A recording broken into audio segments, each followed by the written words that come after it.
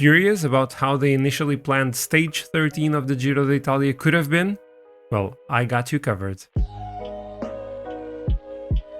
Hello everyone, this is Mario. Welcome back to my channel and welcome to stages 13 to 15 of the Giro d'Italia 2023 on Pro Cycling Manager. So today is going to be all about the GC battle. We are going to have a lot of climbing, starting with stage 13, one of the most important in the race. Not what we are going to see in real life because of the unfortunate events taking place in Italy, but this is going to be a massive day either way. Then in stage 14, we have a stage that is considered a flat one. It could potentially end as a mass sprint because there are a lot of flat kilometers in the second half of the stage, but with this huge climb, maybe some sprinters are going to be dropped here. And then stage 15, almost 200 kilometers in a hilly terrain. This would most definitely be classified as medium mountain in PCM 2023, but we have some climbs that usually feature Il Lombardia, like Roncola Alta.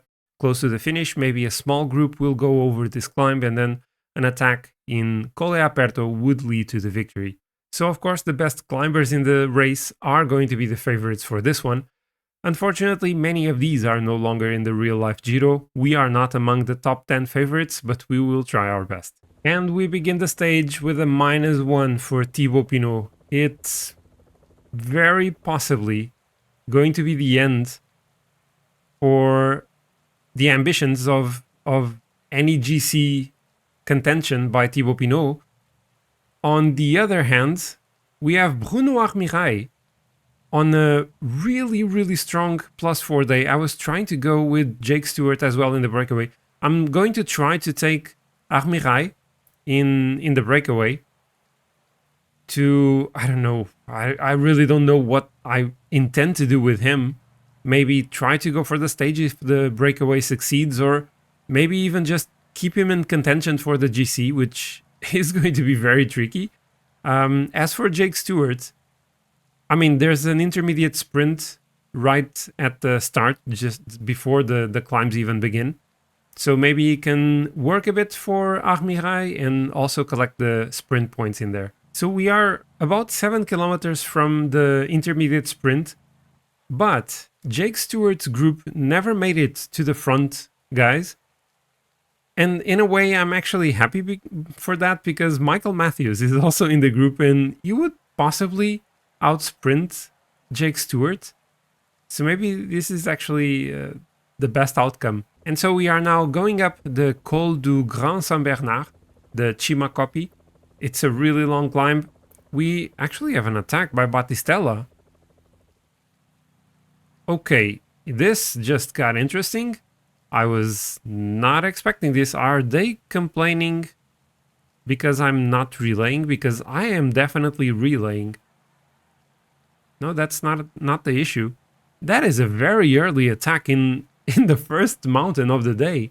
I was saying that we only had a 2.5 minute gap to the peloton. It now grew to 3 minutes. And things are relatively quiet back here, but the gap doesn't seem to be enough for the breakaway to take the win today. And we are now about 2 kilometers from the top of the climb. I honestly wasn't thinking about going for the mountain points with Bruno Armirail, but seeing as he's looking so strong and that only 4 riders are left in this group, maybe I will try to go for it. We are now in the final kilometer.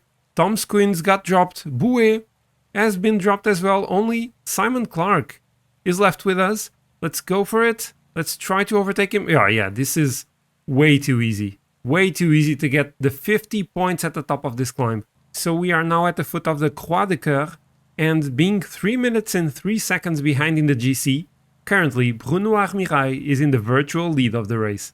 And we are now approaching the top of the Croix de Coeur. The others seem to be so depleted of energy.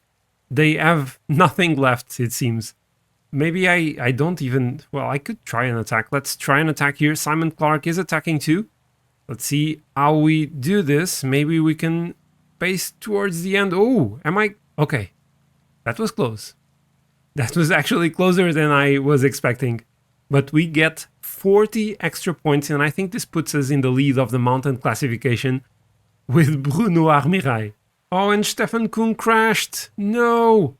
together with Bauke Mollema, Domenico Pozzovivo, Alberto Bettiol, and Jonathan Caicedo. Can he keep going? Yes, he can. Okay, can he get back?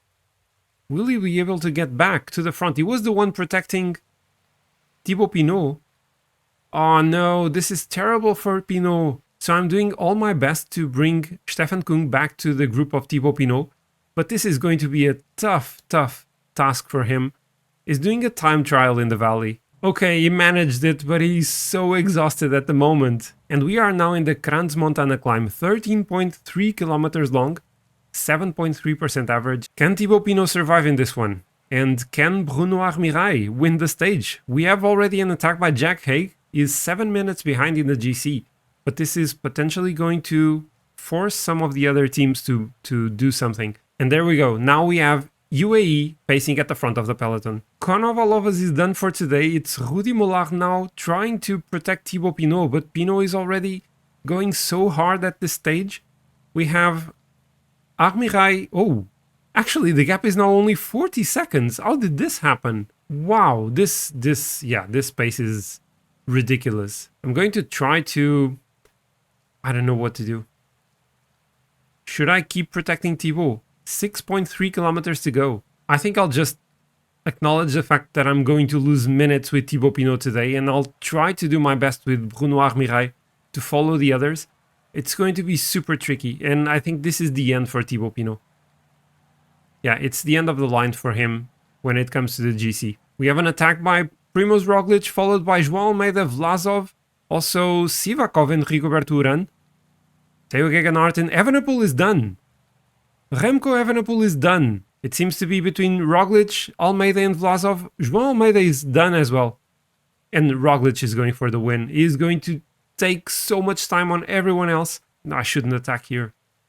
I actually should not have attacked here with Bruno Armirail. I thought I was closer. Roglic is going to take the win. He is exhausted as well, but he will gain some time. Sepp Kuss. Armirail finishing in 4th in the stage. And I think he's going to go up in the GC. Terrible day for Remco Evenepoel. And even worse for Thibaut Pinot on his -1 day. He's going to lose around 4 minutes today. Primoz Roglic with a commanding win today. 42 seconds ahead of his teammate Sepp Kuss.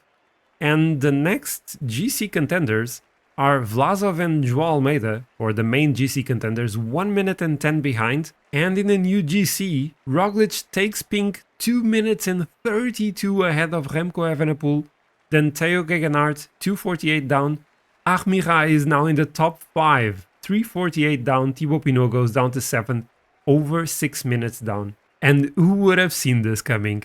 Bruno Armirail in the Maglia Azzurra. Wow, he is 19 points ahead of Thomas Champion, so I will try to keep this one. No changes at the top of the points classification. Michael Matthews is still wearing the Maglia Ciclamino. What a crazy stage this was. Great day for Bruno Armirail. Unfortunately, we can't say the same about Thibaut Pinot. So now stage 14, finishing in Cassano Magnano. I hope I didn't just butcher the name. It could potentially be a day for the sprinters. Let's hope Jake Stewart can be up for the task. So here we are in stage 14, Bruno Armirail going in the breakaway. I thought that maybe the peloton would not allow that, but he was allowed to do that, so they don't really see him as a threat for the GC. He's in a group with Tusveld, Gaburo, Cherel, Hepburn and Baez, and maybe with good chances to take a few more points at this Category 1 climb. 40 more points available there. He's on a 0 race day condition, so not as great as yesterday, but maybe he will still get some good points today. So we are roughly halfway through this climb, and the pace has increased quite significantly. Jumbo-Visma is setting a really high tempo, so maybe some of the sprinters will find it hard to go over the climb. So we are now approaching the top of the climb, final 2 kilometers. Still 5 riders left here. Let's see, Tusveld seems to be... he's going for it already. That is a really early attack by him. Ooh, we are roughly being dropped. Wow, he went for it so early. So early, and we're going to be 5th in this one. Yeah, that was not great. That was so not great. So Jake Stewart sort of easily got past that climb, but the pace set by Jumbo-Visma managed to drop some of the top sprinters like Gaviria, Ackermann, Dainese, those Chimolai as well. Those got dropped and will probably not be contending for the stage today. That said, Movistar is putting a tremendous work to bring back Fernando Gaviria to the peloton, and they are honestly very close from doing so. So final 5 kilometers, energy gel on Jake Stewart. We are going almost all in with Rudy Mollard. Let's go up to 99 with him, because why not? 3 kilometers to go. Next up, we have a big crash. Big crash there. Let's go pace with Stefan Kung now. Let's just start sprinting right about now. It's a long straight to the finish line. And Kung with Jake Stewart. We are getting a 1-2. And Kung actually wins the stage. Kung actually wins this stage. PCM, sometimes you are just drunk. Like, where were the sprinters? Stefan Kung, he couldn't win in the time trials, but he wins a bunch sprint. Okay, maybe I'll have Jake Stewart leading out Stefan Kung from now on. Well, that was something. Maybe if Mats Pedersen and Michael Matthews weren't wasting all their energy going for the intermediate sprints, maybe they could have challenged me. And after all the hard work done by Movistar to bring him back to the peloton, Fernando Gaviria delivered with a very strong result. The GC, of course, saw no changes after this one, but Jake Stewart is now wearing the Maglia Ciclamino 11 points ahead of Michael Matthews. And of course, Bruno Armirail extends his lead in the mountain classification. He is now 24 points ahead of Thomas Champion. And now the final stage of the day, stage 15, also to wrap up the second week of the race. It's a tough stage, and depending on how the peloton approaches it, it could be a significant day for the GC. As for my team, at this point, I think I am forced to go in the breakaway with Bruno Armirail to collect all these mountain points that are available throughout the stage. And so we begin this day with Jake Stewart in the Maglia Ciclamino and with Bruno Armirail, not really in the picture, in the Maglia Azzurra. And we are going to have to go with Armirail in the breakaway. Actually, we have Arensman already going in the breakaway. This is going to be a hard stage, not just for the riders in the game, but also for my computer, as you can probably notice by the terrible frame rate at the moment. Also terrible is Thibaut Pinot's form again is on a -1 for this one. Let's try to get some points with Bruno. Let's maybe up the pace a little bit. Let's move him towards the front to be watchful to any attacks. And we have attacks being launched. Let's try to pace initially, not really follow the attack already. Although maybe I could try to follow on the wheel of Rein Taramai. Oh, this is going to be hard. Am I going to get any points here? Am I? Oh, I paced too hard. I maybe got 1 point. I got 2 points. So we are now going for the second KOM of the day. Let's go on the attack. I'm not going to get any points. Nearing the top of this climb. Oh, and I was distracted now. I'm not going to get anything out of this. I am not going to get anything out of this climb again. Okay, so there was a momentarily split in this really short climb here. The peloton got split. Pinot got behind.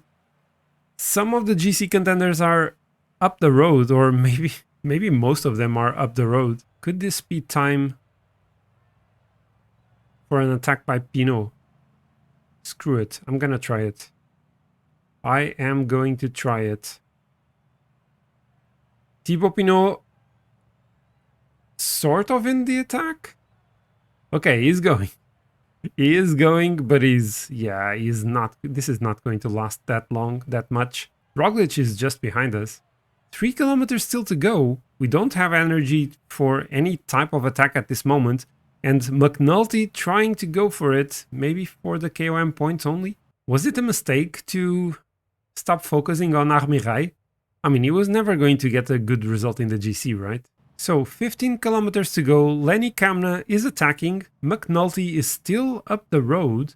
Are they going for the stage win? Pozzo Vivo attacking as well. At least trying to do something. Screw it. Let's go with Thibaut. Let's try to attack here. Try to follow some of the others. Oh, they are not working with me. Pozzo Vivo and Jack Haig are not working with me. We created a 25-second gap.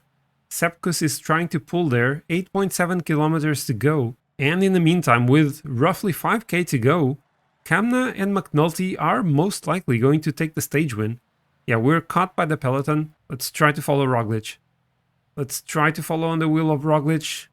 We are not strong enough for that. Up the road, it's between Brandon McNulty and Leonard Kamna.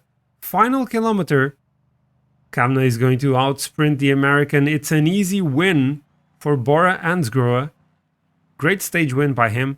We are trying to finish with the main group, but behind some of the other GC contenders. So I tried something with Thibaut Pinot. I knew the chances, especially considering the -1 race day condition, were very low, but I had to try something different because he's really far behind in the GC, so it's not terrible for him. And we did have some fun playing this one. It was a bit of a chaotic stage, but very fun to play. On the other hand, this was a day to forget for Bruno Armirail. He lost over 4 minutes in this stage and barely collected any points in the mountain classification. So yeah, he will definitely want this rest day so he can focus on the final week of the race. This result, of course, has Bruno Armirail leaving the top 5 of the race. He's now 8th, which, as everyone knows by now, is the new first, so he's actually in the lead. And Thibaut Pinot goes up to 6th. 6:26 behind in the GC, definitely not going to win it, but we do end the second week in great fashion. Jake Stewart is leading the points classification, 11 points ahead of Michael Matthews and Mats Pedersen, while Bruno Armirail is 26 ahead of Thomas Champion in the mountain classification. So if you are wondering why I'm looking brighter now than I was a few seconds ago, it's not just because of the results in today's video. It's because the lights went out just before starting recording the final stage and my LED panel went out and I didn't turn it back on. So I hope you have enjoyed today's video. We got our 3rd stage win in the race, so I already consider this a success. If you liked the video, please leave me a like down below. It really helps the channel. Leave me a comment with your feedback. That's always appreciated. I expect to bring you the final 2 videos of this race on Tuesday and Friday next week, so make sure you are subscribed to the channel so you don't miss those. And down below in the description you can also find links for my Twitter, Instagram, Discord server and Patreon page. That's it for today. As usual, stay safe, stay positive. Until next time, goodbye.